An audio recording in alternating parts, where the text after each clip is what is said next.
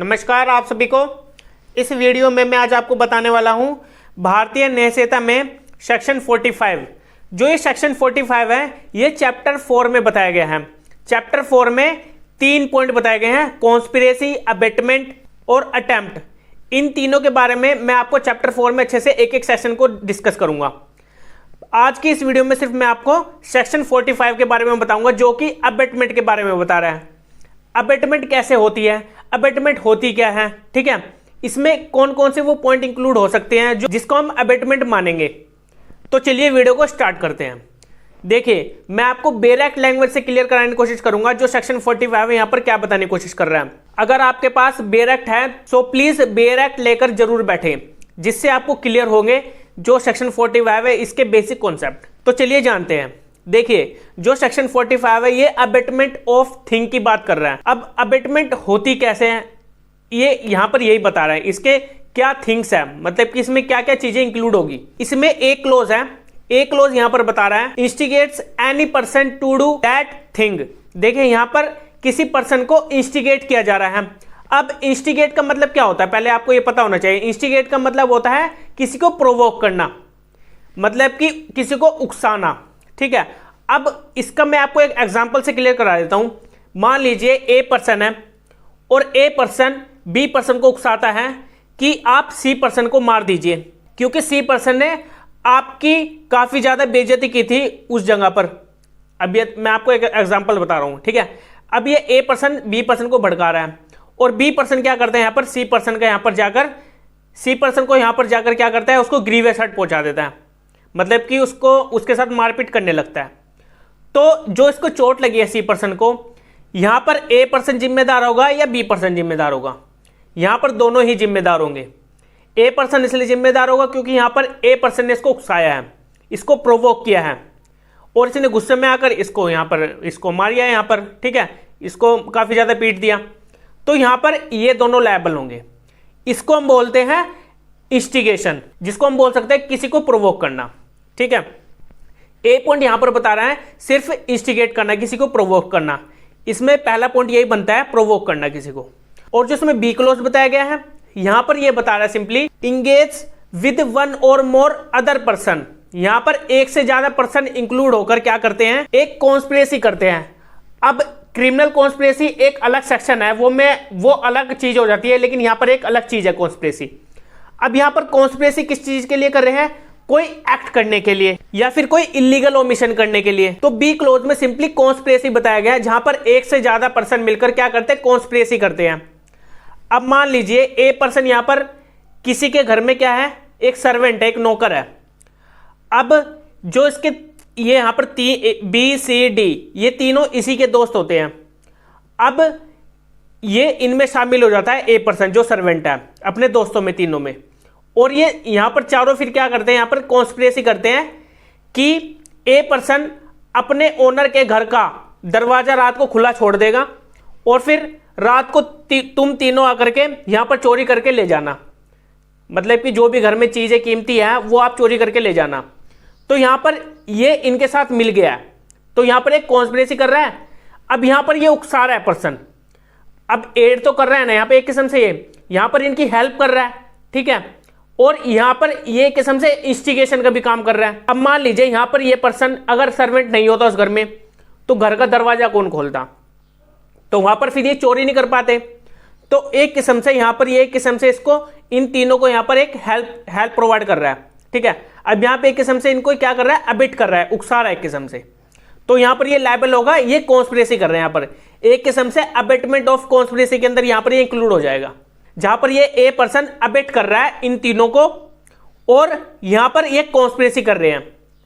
पहले तो प्लान ही रचेंगे ना, तो यहां पर ये किस्म से कॉन्स्पिरेसी करके किसी के घर में, मतलब कि अपने ओनर के घर में चोरी करने जा रहे हैं। तो यहां पर ये कॉन्स्पिरेसी करके क्या कर रहे हैं, अबेट कर रहे हैं।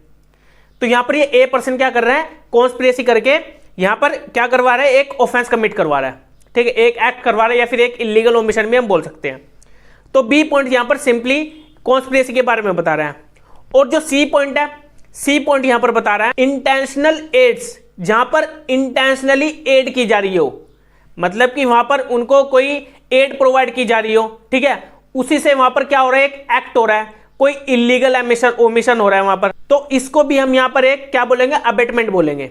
इंटेंशनल एड क्या होती है, अब मान लीजिए ए पर्सन है और ए पर्सन क्या करना चाहता है, बी पर्सन का मर्डर करना चाहता है, बी पर्सन का मर्डर करना चाहता है, और यहां पर जो सी पर्सन होता है, सी पर्सन यहां पर ए पर्सन का फ्रेंड होता है। अब सी पर्सन ए पर्सन का फ्रेंड होता है, तो सी पर्सन यहां पर इसको बोलता है ए पर्सन को कि तुम्हें बी पर्सन का मर्डर कर देना चाहिए, और ए पर्सन फिर सी पर्सन से पूछता है मैं कैसे करूं, और सी पर्सन बोलता है मेरे पास एक छुरी रखी हुई है, आप मुझसे वो छुरी लेना और उसका मर्डर कर देना, बी पर्सन का मर्डर कर देना। तो यहां पर ये ऐड कर रहा है ए पर्सन को, या फिर ये सी पर्सन बोल देगा कि मेरे पास बंदूक रखी हुई है, आप बी पर्सन को गोली से मार देना, ये भी बोल सकता है। या फिर ये सी पर्सन ये भी बोल सकता है कि जब आप मर्डर कर दोगे तो इसको, जो इसकी बी पर्सन की जो बॉडी होगी, इसको हम कहीं पर दबाएंगे। तो यहां पर ए पर्सन की ऐड कर रहा है, इंटेंशनली ऐड कर रहा है, ठीक है, कोई इलीगल एक्ट कर रहा है, यहां पर इलीगल ओमिशन कर रहा है। तो यहां पर ये सी पर्सन और ए पर्सन दोनों लायबल होंगे बी पर्सन के मर्डर के लिए। तो यहां पर ये ए किस्म से ऐड कर रहा है ए पर्सन को, सी पर्सन। तो अभी तीनों पॉइंट आपको क्लियर हो गए होंगे, जिन 3 पॉइंट में इंटेंशनल एड, कॉन्स्पिरेसी और इंस्टिगेट की यहां पर बात की गई है। इन तीनों पॉइंट में, इन तीनों पॉइंट को आपको याद रखना है, जो कि अबेटमेंट के कॉन्सेप्ट में इंक्लूड होते हैं। अब इसी में ही एक्सप्लेनेशन 1 भी दी गई है। एक्सप्लेनेशन 1 से आपको और क्लियर हो जाएगा। देखिए यहां पर एक्सप्लेनेशन 1 बता रही है, a person who by wilful misrepresentation, जहां पर मिस रिप्रेजेंट किया जा रहा हो, और बाय विलफुल कंसीलमेंट, जहां पर छिपाया जा रहा हो कोई फैक्ट, जहां पर कोई मटेरियल फैक्ट छिपाया जा रहा हो। ठीक है, मैं आपको इसको एक एग्जांपल से समझाने की कोशिश करता हूं। इसी में ही एक्सप्लेनेशन 1 से रिलेटेड एक इलस्ट्रेशन है। इस इलस्ट्रेशन को समझने के बाद आपको एक्सप्लेनेशन 1 भी क्लियर हो जाएगी। देखिए यहां पर जो इलस्ट्रेशन बता रही है, ये एक पर्सन होता है, पुलिस ऑफिसर, एक पुलिस ऑफिसर है, और कोर्ट ने ए पर्सन को बोला है, इस पुलिस ऑफिसर को बोला है कि आप जेड पर्सन को पकड़ कर ले आइए। जेड पर्सन के अगेंस्ट में कोर्ट ने वो अरेस्ट वारंट इशू कर दिए। अब ए पर्सन की यहां पर ड्यूटी बनती है कि जेड पर्सन को पकड़ कर लाना है। अब जब ए पर्सन जेड पर्सन को पकड़ने जाता है, तो वो गलती से यहां पर किसको पकड़ लेता है, सी पर्सन को पकड़ लेता है। अब यहां पर ए पर्सन को यह पता होता है सिर्फ कि यहां पर ये जेड पर्सन है, लेकिन यहां पर ये होता है सी पर्सन। अब जो बी पर्सन होता है, बी पर्सन को पता होता है कि ये सी पर्सन है, लेकिन फिर भी यहां पर ये बी पर्सन यहां पर ए पर्सन को नहीं बताता है कि यहां पर ये सी पर्सन है। अब एक किस्म से, अब देखिए आप पजल हो गए होंगे इस इलस्ट्रेशन से। मैं अपना खुद का एग्जांपल ले लेता हूं। अब मान लीजिए पुलिस मुझे पकड़ने आ रही है, ठीक है, और वो मेरी जगह किसी और पर्सन को पकड़ लेती है, और जो मेरा फ्रेंड होता है वो पुलिस ऑफिसर को बोलता है कि यही वो पर्सन है जिसको आप पकड़ने आए हैं। अब वहां पर वो मिस रिप्रेजेंट कर रहा है, ठीक है, वो छिपा रहा है, यहां पर पर्सन, मेरा दोस्त यहां पर छिपा रहा है, तो वहां पर वो पर्सन लायबल होगा, मेरा दोस्त लायबल होगा, और मैं भी लायबल हूंगा, क्योंकि यहां पर हम फैक्ट को छिपा रहे हैं, कंसील कर रहे हैं फैक्ट को। हम यहां पर पुलिस ऑफिसर को मिस रिप्रेजेंट कर रहे हैं, ठीक है। मैं मेरी जगह पर किसी और पर्सन को पकड़ लिया, और मेरा दोस्त बोल रहा है कि हाँ यही वो पर्सन है जिसको आप पकड़ने आए हैं, तो वहां पर तो झूठ बोल रहे हैं ना, तो वहां पर वो बाउंड है उनको, मतलब कि उस मेरे फ्रेंड को यहां पर, उसको पुलिस ऑफिसर को यहां पर सही सही बताना था, वहां पर वो बाउंड है ना लीगली। तो यहां पर वो उसको मिस रिप्रेजेंट कर रहा है पुलिस ऑफिसर को, तो यहां पर मेरा फ्रेंड और मैं, हम दोनों लायबल होंगे, ठीक है। तो एक्सप्लेनेशन 1 सिंपली यहां पर यही बता रही है, और कुछ नहीं है। और जो इसमें दूसरी एक्सप्लेनेशन है, दूसरी एक्सप्लेनेशन सिंपली यहां पर यह बता रही है, either prior to or at the time of the commission of the act does anything in order to facilitate of that act। देखिए मैं आपको जो एक्सप्लेनेशन 2 है, इसको मैं एक एग्जांपल से क्लियर कराने की कोशिश करता हूं, जैसे मैंने आपको एक्सप्लेनेशन 1 बताई थी। अब देखिए यहां पर यह बता रहा है, यहां पर एक फैसिलिटी दी जा रही है, जो पर्सन कोई इलीगल एक्ट कर रहा है, इलीगल ओमिशन कर रहा है, तो वहां पर एड की जा रही है। जैसे मैंने आपको सी क्लोज बताया था, सी क्लोज में इंटेंशनली एड की जा रही थी। अब उसी तरह से यहां पर एक्सप्लेनेशन 2 भी बता रही है। देखिए यहां पर मान लीजिए ए पर्सन है, अब ए पर्सन बी पर्सन को बोलता है कि आप सी पर्सन का मर्डर कर दीजिए, क्योंकि यहां पर सी पर्सन ने आपकी काफी ज्यादा बेइज्जती की थी उस दिन, ठीक है। अब यहां पर ए पर्सन इसको भड़का रहा है। ए पर्सन बोलता है जब भी आप मर्डर करोगे सी पर्सन का, मैं आपके घर के बाहर खड़ा रहूंगा, ठीक है, आप इसको अपने घर बुला लेना सी पर्सन को, और मैं आपके घर के बाहर पहरा दूंगा, कोई आ तो नहीं रहा, ठीक है। तो यहां पर ए पर्सन इसकी मतलब कि एक किस्म से इसको फैसिलिटी प्रोवाइड कर रहा है ऑफेंस कमिट होने से पहले। अब ऑफेंस कमिट होने से पहले की बात की गई, यहाँ पर फैसिलिटी प्रोवाइड की जा रही है।